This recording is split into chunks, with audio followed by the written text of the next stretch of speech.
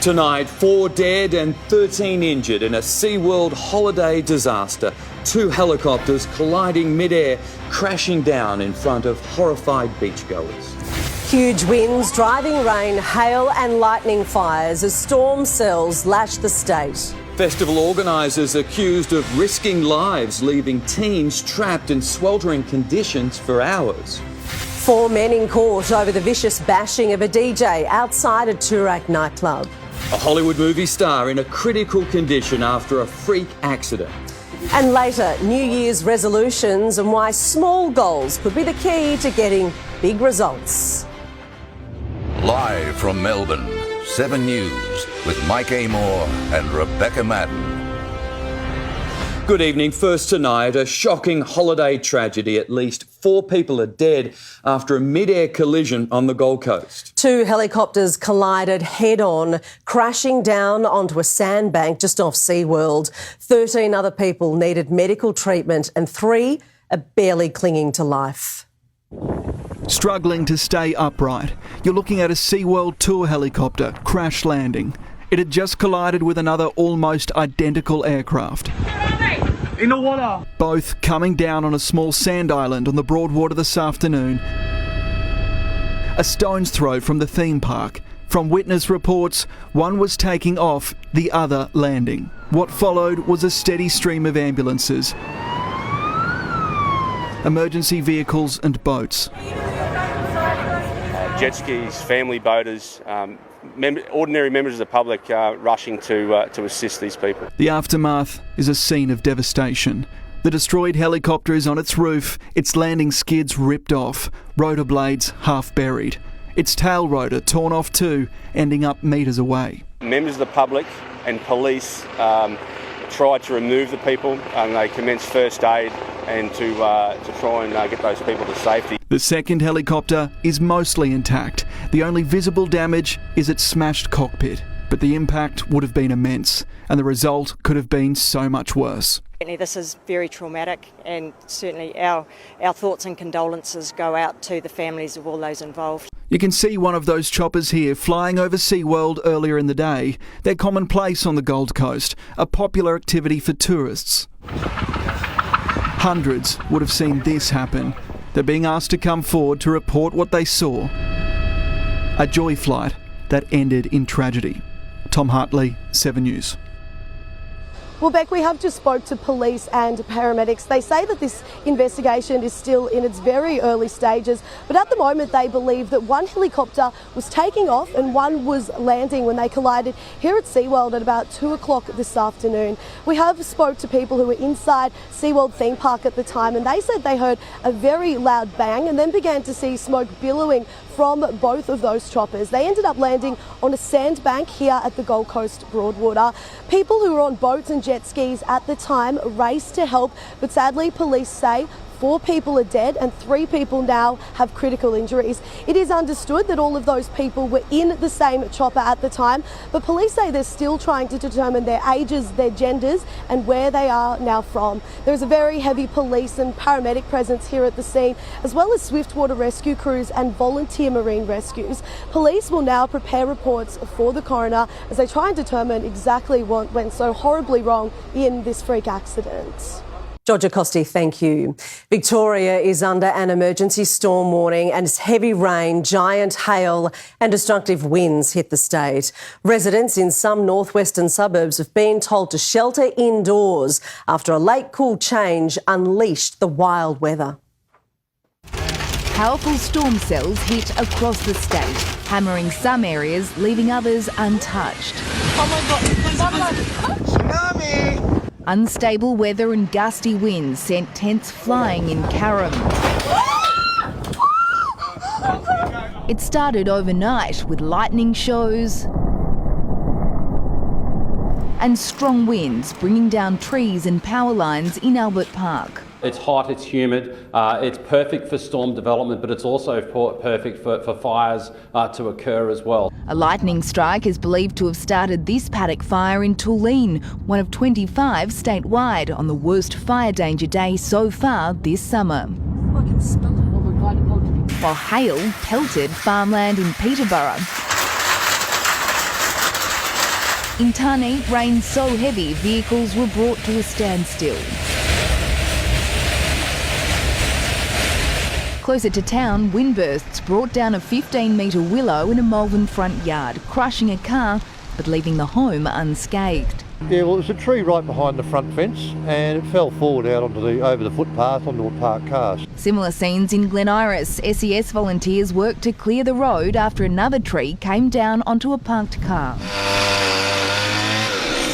After spending the day working in scorching heat, these volunteers are likely to have a busy night ahead, with more storms forecast into the evening. I do anticipate a lot of storm cells to develop over the course of the afternoon, particularly as that frontal system moves across Victoria. The cool change hit around 3. Temperatures dropped 10 degrees in less than 25 minutes. We've already seen giant hailstones of 5 to 8 centimetres near Maryborough. That's about the diameter of a tennis ball.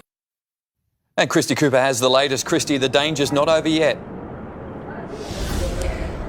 Mike, a very powerful and dangerous storm cell is currently passing through parts of central Victoria. Just in the last few minutes, an emergency warning was issued for Bendigo and the surrounding areas. Not long before that, an emergency warning issued for the Maryborough area too. People there have been urged to shelter indoors now. There is a risk of more giant hailstorms, destructive winds and very heavy rain. The only good news, Mike, the worst of it should be past by around 9 o'clock tonight. Christy Cooper, thank you. There's been a tragic end to the search for a missing swimmer at Lake Eildon, with the body of the 34-year-old pulled from the water this morning. Emergency services launched a frantic search for the man after he got into difficulty while swimming near Jerusalem Creek Track around 4:30 yesterday afternoon. Lifesaving Victoria says it was called to 28 rescues across the state on New Year's Day. 4 people drowned in a horror 48 hours over the Christmas period.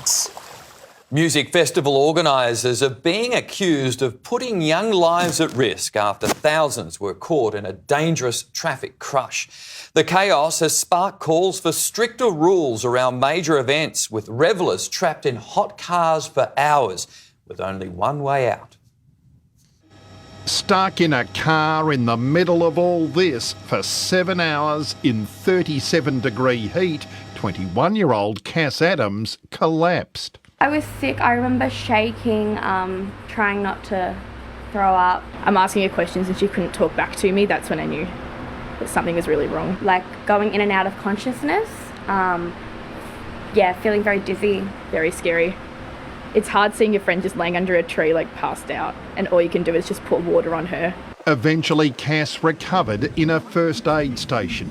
Patrons believe there was just one exit for 30,000 people leaving the Beyond the Valley festival.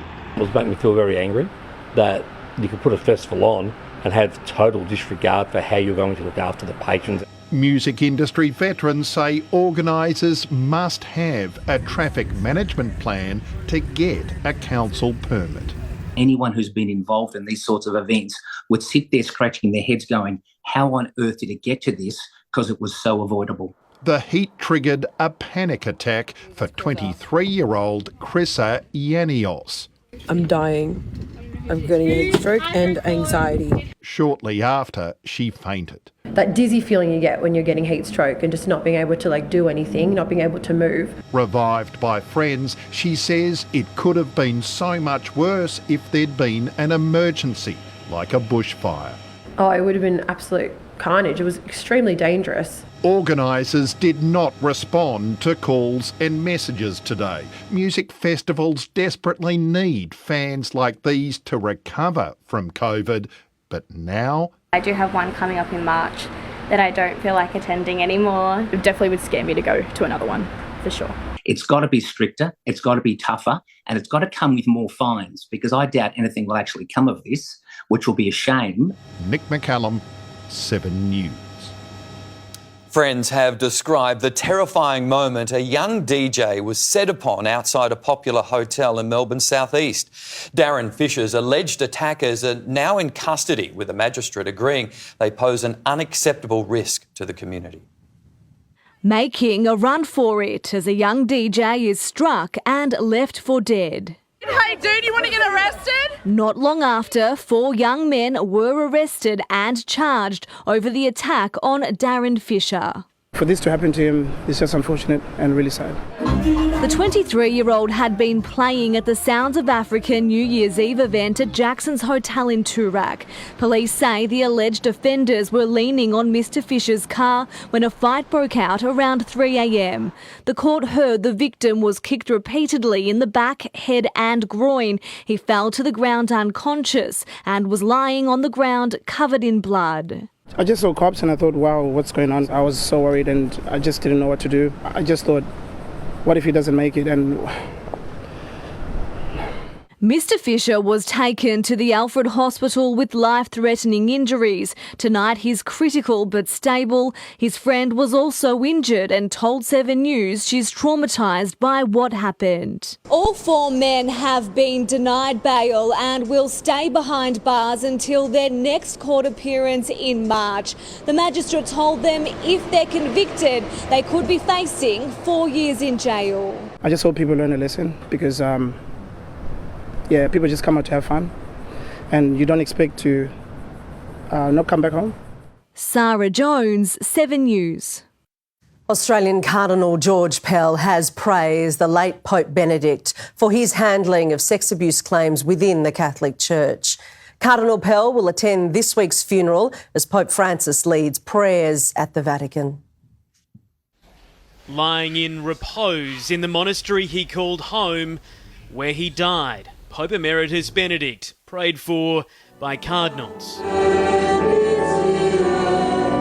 and remembered by the faithful in St Peter's Basilica, the first Sunday Mass of the new year, a chance to reflect. A wheelchair-bound Pope Francis, at 86 already the third oldest serving Pope in history, celebrating the story of Christmas, giving thanks too for his predecessor. Asking the Mother Mary to accompany Benedict in his passage from this world to God. Later, able to stand, the pontiff appeared before crowds in St Peter's Square too. We all join together with one heart and one soul in giving thanks to God for the gift of this faithful servant of the gospel and of the church. Pope Benedict's 8-year reign, a conservative theologian celebrated by Australia's only living cardinal. A very good pope, understood that the secret of our vitality comes from following the teachings of Christ, and he was always a gentleman. Critics argue Benedict failed to act on claims of sexual abuse while a German archbishop and was more interested in protecting the church's image while Pope. George Pell, convicted and jailed but later cleared of sex offences, now back in Rome, telling 7 News Benedict should be praised as a pioneer. He disciplined hundreds of priests. Now his contribution there was very solid and significant and changed the emphasis and direction here in the Vatican. In his spiritual testament, written 16 years ago to be released upon his death, Benedict wrote, "I ask for forgiveness from the bottom of my heart from all those whom I've wronged in some way." This week, his life will be celebrated by the Vatican and the Church. Our Europe Bureau Chief Hugh Whitfeld is in Vatican City. Hugh, there are more formalities to come. Mike, Pope Benedict's body has now been moved from the monastery here to St Peter's Basilica, where it will lie in state for 3 full days. In the next hour or so, the doors will open, allowing Catholics from right around the world, upwards of 100,000 people, the chance to file past the open casket, paying their own respects. We now know that shortly after Benedict's death, Pope Francis visited his body, praying by his bedside for around 30 minutes. It is hoped, certainly by Australian Catholics, that Benedict will be buried wearing the chasuble he wore during the World Youth Day Mass in Sydney in 2008. Mike. Hugh, thank you. Hollywood actor Jeremy Renner has been critically injured in a snow ploughing accident. The 51-year-old star owns a ranch above Lake Tahoe in the Sierra Nevada mountains, where it's believed he was hurt. A spokesman for Mr Renner says he's now in a stable condition. He's best known for roles in The Hurt Locker and as Hawkeye in the Marvel movies. Medical experts are taking aim at the federal government's decision to impose new COVID testing rules for travellers from China. Some doctors argue extra screening will do little to protect Australians and will only lead to unnecessary fear and panic. Arriving in Sydney from Hong Kong, these passengers were able to enter Australia without taking a COVID test. I feel kind of lucky, to be honest. But from midnight Thursday, all travellers from the island and mainland China will have to prove they're virus-free. It's fair. Well, I think this is a good idea for everyone. The Albanese government's imposing mandatory pre-departure tests, a response to an explosion in case numbers as China abandons its COVID zero policy and prepares to open its borders to the world. The key driver of this decision is an absence of comprehensive information about what is a very fast-moving situation in China. A decision, the minister says, to safeguard Australia from potential new viral variants, despite the chief medical officer advising him the opposite. I do not believe that there is a sufficient public health rationale for imposing restrictions on travellers from China. The trouble is it causes more fear and panic again when we are fully vaccinated. Medical experts are lining up to criticise the move, including former Deputy Chief Medical Officer Dr Nick Coatsworth, warning it could threaten Australia's relationship with Beijing, labelling it a silly application of caution. The government needs to explain to Australians why they made this decision, particularly when it is against the health advice of the Chief Medical Officer. There's concern from the tourism sector too, warning any new blockages to Chinese travellers to Australia would be a huge blow to an industry hoping for a rebound after years of pandemic pain. China is the biggest spenders and a critical part of the industry. But the government's standing firm. This is the right decision for Australia. It's a sensible outcome. Rob Scott, 7 News. This week's pink test at the SCG is aiming to raise a record amount for breast cancer research. The event, supporting the Jane McGrath Foundation, is now in its 15th year. It's one of the most cherished days on the Australian sporting calendar, and this year it's set to be bigger than ever. We're naming it a pink test to remember. This year will be the 15th pink test, the first played in 2009. The Aussies' opponents, South Africa. The Australian team and touring team have supported the foundation, straight away. I think it's absolutely incredible. The Australian coach Andrew McDonald debuting in that very match. Look at the captain, he's all over him like a rash. The pink extravaganza close to his heart and the nation's. It feels very special to be involved with the McGrath Foundation's Australian cricket team. It's a wonderful event and occasion. Last year, the McGrath Foundation raised $5 million here at the Pink Test, but this year they want to eclipse that record number to raise more money for patients in need and to create more roles for breast care nurses. The foundation hoping to sell 150,000 virtual seats, ensuring more than 2,000 families get the crucial help they need. It's a way of showing support for anybody who has gone through breast cancer or who is going through breast cancer right now. Liam Tapper, 7 News. Abby Delmy is here with a look ahead to sport. Abby, one player would be tickled pink if he was selected for the third test. Well, Beck, one bowler has shot into calculations for the playing 11. We'll tell you who shortly. Also, the cricket world divided over a juggling act on the boundary in the Big Bash. History for a Melbourne soccer star as his hot streak rolls on. And you can always rely on Tom Brady to get you out of trouble. Plus, Novak Djokovic's Aussie comeback is all underway. We'll have it all in sport. OK, thanks, Abby. There's breaking news on the Gold Coast helicopter tragedy. Coming up, exclusive vision of the moment it all went wrong. Also, an elite police unit has swooped after a New Year's Day crime spree. Hero neighbours brave smoke and flame to save 2 people in Melbourne's northwest. Later, how to turn New Year's resolutions into healthy habits that last. And the summer storms have turned severe in parts of the city as a cool wind change blows through. I'll tell you what suburbs are still at risk after sport. We have breaking news just in on the deadly helicopter collision on the Gold Coast and a warning some viewers may find the vision distressing.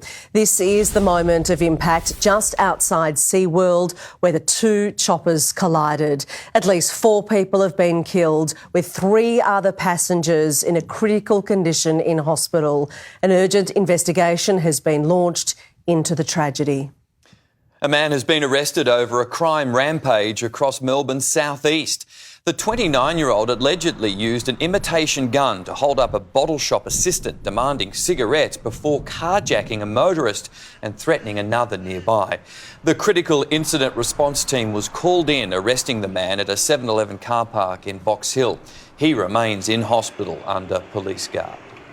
Hero neighbours have risked their lives to rescue a Caroline Springs couple from their burning home. Investigators suspect the fire broke out when an air conditioning unit overheated. Quick-thinking neighbours noticed smoke pouring from the roof of this Caroline Springs home. Their first thought was to run towards the danger.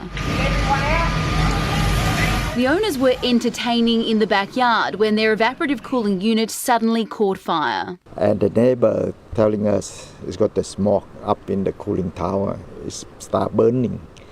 And he knocked on the door, he told us, everyone get out. It was very frantic, very quick. And my partner lost his voice from shouting so much. Firefighters arrived within minutes but took more than an hour to control the blaze. The flames were coming through the roof and then the roof collapsed. It was pretty traumatic. The couple returned this morning, removing as many sentimental items as they could from the ruins. Thankfully, the house is insured. We couldn't sleep well last night because we were worried. So sad at the moment. This morning in nearby Nidri, a ferocious fire took hold in this two-storey house after electrical wiring in the garage short-circuited. We woke up to a couple of loud bangs, which evidently were the cars exploding. The inferno threatened nearby properties. 2 people managed to escape and alert neighbours. Very distressed, you know. To wake up to something like this and not knowing whether your house is safe or not is cannot explain. The owner was left badly shaken and taken to hospital for observation. Bethan Yeoman, 7 News. A drunken commuter has fallen onto train tracks at Melbourne Central Station. Bystanders rushed to help the man as he toppled over the edge, but he was able to pull himself back onto the platform. He was later assessed by paramedics. Last year, there were 480 incidents involving drunk or unruly passengers on the rail network. A Sydenham couple are at their wits' end after their business was hit by the same burglars twice in as many months. The latest cost them more than $25,000 as police struggle to track down the thieves. 50 seconds is all it took for these masked men to ransack a Sydenham hairdresser. Jimmying open the doors, they grabbed shampoo, straightening irons and dryers worth $25,000. Extremely angry when you get a phone call in the middle of the night, you arrive, you see what it's been done. Most infuriating about the November robbery, it was the second one in as many months. Personally, I think it's a very low act because we work very hard for, what we do. Ned Tarl and his wife have owned the salon almost 11 years. They installed security cameras after the first break-in in October. Police now hopeful the footage will help them track down the burglars. These offenders obviously know what they're doing and they have someone to sell this on to.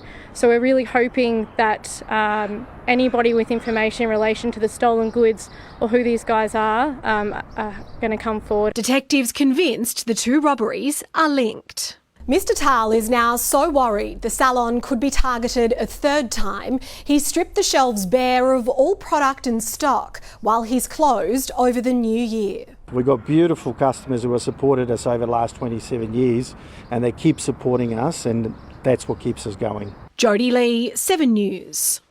New research shows big temperature fluctuations can be bad for your health. Next, how Melbourne's weather could be altering your genes. Also, more train pain starting tonight. What commuters need to know. Why Australians are living longer than ever before. And tributes for a queen of 80s pop.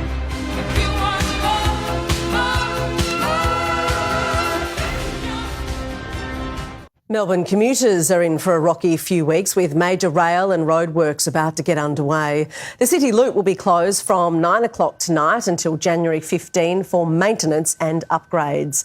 Flagstaff Gardens, Melbourne Central and Parliament Station will all close. Passengers are advised to travel through Flinders Street or Southern Cross. Works are due to be completed in time for the start of the Australian Open.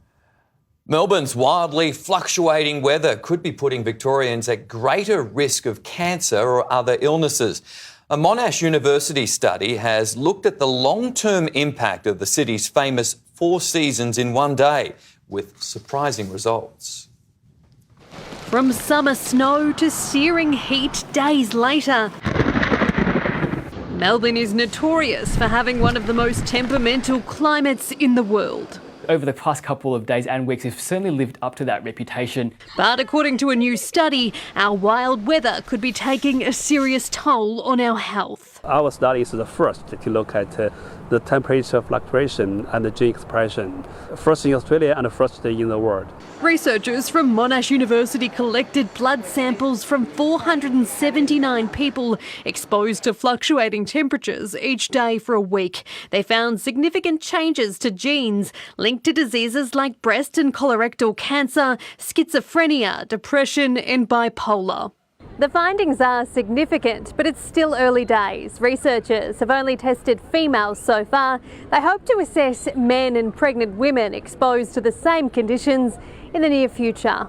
1.75 million deaths are associated with unstable temperatures around the globe each year, and older Australians face the biggest risk. Researchers hope the breakthrough will lead to further action against climate change.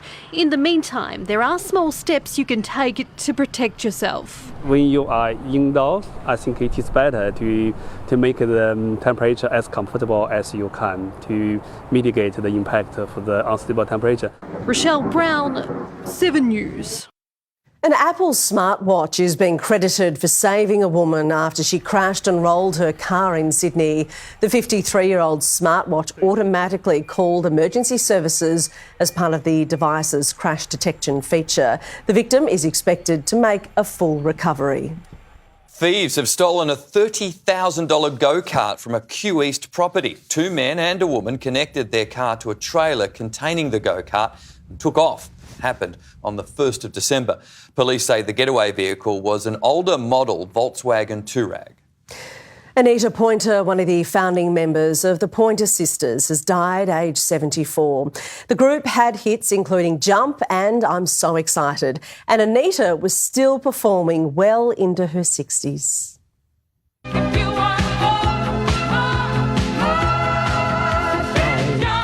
They're the chart-topping, toe-tapping hits of the 70s and 80s.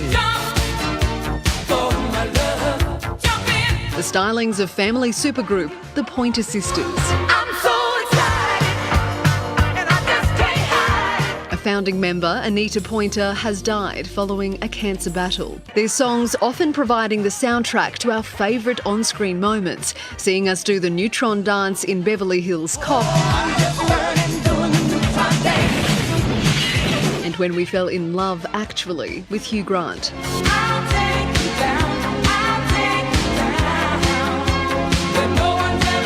Yeah. They earned a star on the Hollywood Walk of Fame and 3 Grammys. The singer-songwriter passed away surrounded by her family, aged 74. She leaves behind the only surviving band member, her sister Ruth. While we are deeply saddened by the loss of Anita, we are comforted in knowing she is now with her daughter Jada and her sisters June and Bonnie, and at peace. In the United States, Sally Geit, 7 News. Australia is experiencing a baby boom now that the worst of the pandemic is behind us. The nation's fertility rate has rebounded from a historic slump and life expectancy has improved as well. Beck and Mike, one societal change triggered by the pandemic was a drop in Australia's fertility rate to a record low of 1.58 births per woman. It's now rebounded to 1.66, but is set to retreat to 1.62 by 2030. Now, these births are forecast to account for a quarter of the growth of our population in the coming decades. That's expected to rise from 25.7 million in 2021 to 39.2 million by 2060. The median age of Australians is also predicted to lift from 38 in 2021 to nearly 43 by 2060. Life expectancy is on the rise too. For women, now 85 years from 80 in 1990, and for men, now 81 years from 74. The government saying it needs to make sure our workforce can keep up. We're making early childhood education cheaper so parents can work more and earn more if they want to. We're investing substantially in skills and training. Fewer workers and an older population means fewer taxes funding public services, as well as even greater pressure on our aged care and healthcare systems. Beck and Mike.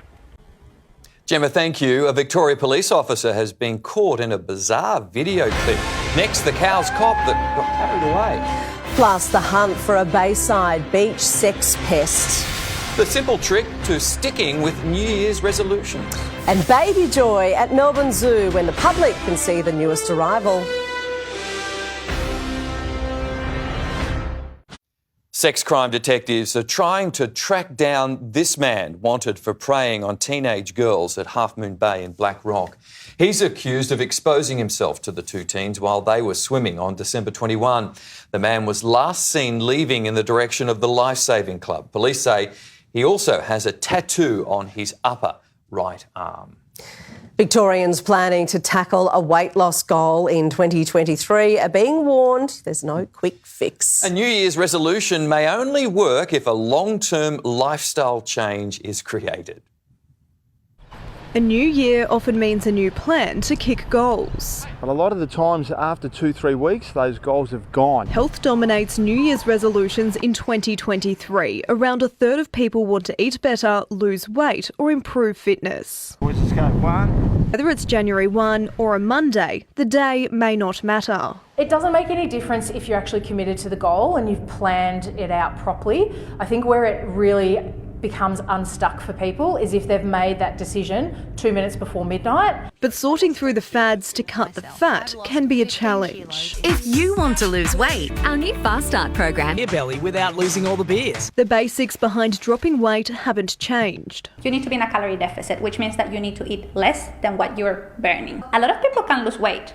It's actually not that hard, but not many people can maintain that. The advice is to plan and set goals based on minimums, not maximums. Give yourself more time rather than less time. Allow for some things to go wrong. So set up, I'm going to go to the gym 3 times a week at a minimum, not I have to do it 7 days. And be consistent by creating changes that'll last. Make sure that whatever you do are things that you enjoy. 2/3 of Australians are overweight or obese, and while the first steps towards creating a healthier lifestyle may seem challenging, the formula is simple. 20% is about exercise, 80% about nutrition, but 100% is about mindset. Hope Wilson, 7 News. Video of a police officer going for a spin in a shopping trolley on New Year's Eve is being shared on social media. The uniformed officer can be seen getting pushed around a roundabout, drawing cheers from spectators. The footage was taken in Cowes on Phillip Island. Victoria Police says the officer involved has been identified, and while it supports members having fun during their shift, it shouldn't be at the risk of their own safety or that of road users. Visitors to Melbourne Zoo are in for a triple treat thanks to an elephant baby boom. A third calf was born last night, with the zoo expecting big crowds to see the newest arrival. A little wobbly on her feet, this baby elephant is helping Melbourne Zoo take giant steps in its breeding program. The female was born just before midnight to mother Namoi. Elephants are pregnant for 22 months. The calf's doing so well, it's healthy, it was standing within minutes, and Namoi is showing all those signs we hope to see from a third-time mother. The unnamed girl is a younger sibling to 2 calves, a boy and a girl, born in November. All have the same father, Luk Chai, and were conceived naturally, a first for the zoo. This female calf is our 3rd and final calf, and we're really excited because this completes our herd unit. The females in the herd support each other in raising the youngsters. We're ecstatic because it means we get to welcome this calf and stay in the herd for the rest of its life and live with its mother and all its aunties and sisters and grandmothers. The elephant enclosure is being shut to the public from tomorrow to allow the rest of the herd to get to know the newest arrival away from prying eyes. It's expected to reopen to the public by the end of the week. The 3 siblings sure to be a big hit with the school holiday crowd.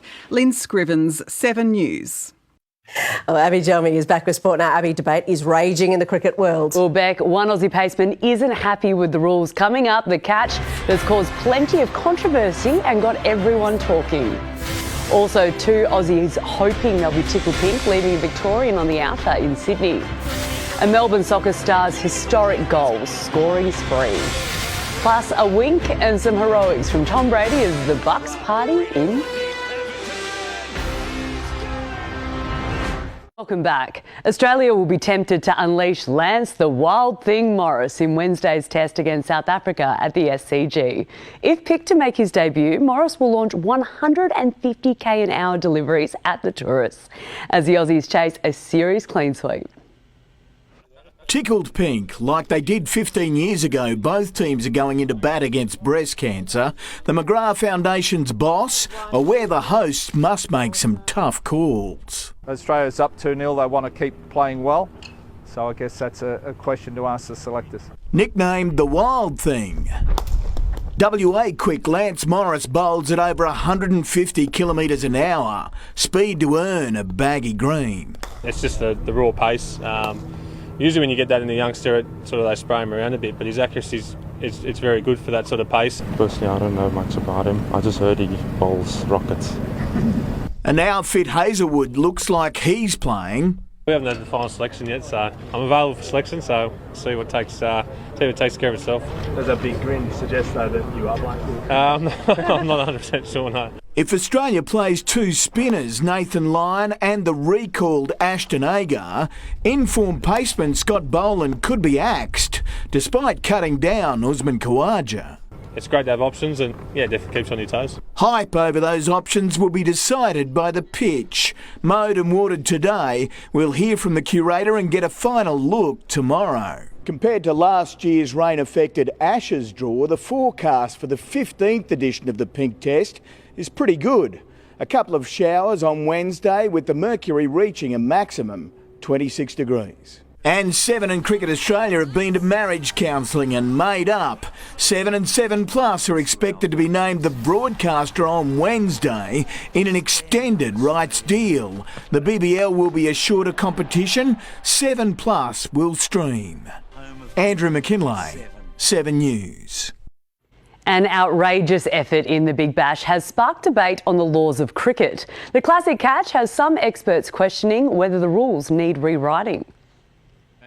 It's the controversial catch that has the cricket world stumped. And he's caught by Nisa. Oh no, he's thrown it over the rope. He goes again. He's in the air. It's out. It's out. Yeah, I didn't like it at all, really. Yeah, I didn't realise that was the rule, but I think it might need addressing. Brisbane Heat paceman Michael Nisa completed the catch inside the boundary to send Jordan Silk packing. I knew Renshaw did it a couple of years ago, and I was like, I don't know if they've changed the rules, so I'm going to give it a crack, and thankfully they didn't change the rules. But some, including respected commentator Jim Maxwell, have called for the rule to be changed. Because I've seen a couple of comments of what is the point of a boundary rope, etc., and can you keep hopping around outside the field of play? I tried to keep away from it, so I didn't get asked it today, to be honest. Kiwi pair Trent Boult and Martin Guptill will go head-to-head tomorrow when the Stars host the Renegades at the MCG. Guptill on the hunt for runs after notching scores of 6, 12 and 0 so far this season. It's not far away. I can feel it coming along quite nicely, so hopefully tomorrow's the night. Aaron Finch, the front runner to captain the Gades, after skipper Nick Maddinson suffered an ACL injury in last night's loss to the Perth Scorchers. It's always a tough one when you lose your captain to, any sort of injury, and I know he's gutted. It sucks for him, unfortunately. Natalie Unides, 7 News. Tonight it's the Hurricanes and Strikers in action straight after the news here on 7. Aussie Alexei Popyrin has claimed the biggest scalp of his career just weeks out from the Australian Open. The 23-year-old took it up to world number 6, Felix Auger-Aliassime, in the first round of the Adelaide International, powering to a 6-4, 7-6 victory. A new year and renewed hope for Alexei Popyrin.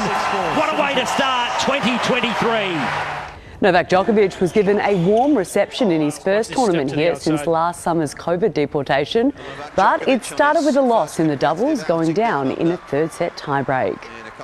Melbourne City striker Jamie McLaren has created history, becoming the first player in the A-League to score in 9 consecutive matches. The Socceroo converting twice in the 3-1 win over Wellington Phoenix, taking his tally to 12 for the season. Jamie McLaren is going to apply a cherry on the top of Melbourne City's performance here. Thomas Glover pulled off a brilliant save in the 92nd minute, helping extend City's lead atop the table to 4 points. French keeper Hugo Lloris may have brought a World Cup hangover back to Tottenham in the Premier League, conceding the first goal of the new year. The Spurs are now 5th after a 2-0 loss to Aston Villa. Chelsea stays in 8th place after a 1-1 draw with Nottingham Forest. And Tom Brady is heading to the playoffs for a 14th consecutive season. The legendary quarterback can thank Mike Evans for helping seal the deal, the pair combining for 3 touchdowns as the Buccaneers rallied from 14-0 down against Carolina. Panthers drop. Brady going deep. Evans again. He's got it. Number 3. Tampa Bay winning 30-24. It's Brady's 20th playoff appearance from 23 seasons, and at this point, I think the man needs to be studied. He's as old as I am, I think, isn't he? He's 46 this year. Well, That's old. I'm old. OK, thank you. And now there's one thing we're shedding right now, and that is the heat. Sonia Marinelli joins me now. And Son, a cool change is moving in. Mike, it's a stormy change and it's dropped the temperature by 12 degrees. Coming up, a couple of cooler days. I'll have the full forecast for you next.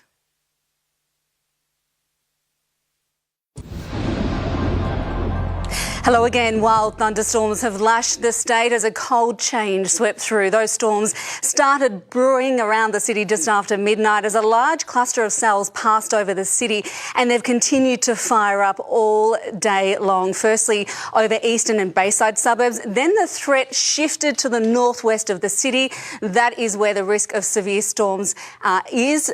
Now it's cleared the city area, but storms could develop in the outer north and east later tonight. Along with the storms, a dramatic cold change, and I'm sure you'll agree, a welcome reprieve from that sticky heat. It was 25 degrees at 6 a.m. this morning, humid, and 32 by lunch. Then once that cold southwesterly wind took hold, the city temperature dropped 10 degrees in less than an hour. It was a 14-degree drop for you in Point Cook, and we are now sitting close to 20 degrees around town. The storm risk for outer and northeastern suburbs continues overnight, but for most of the city, it's all going to die down from around 8 o'clock, and you can expect just a shower or two to follow. And a better night's sleep as well. The humidity has eased and we're looking at a much more comfortable low of 15 degrees.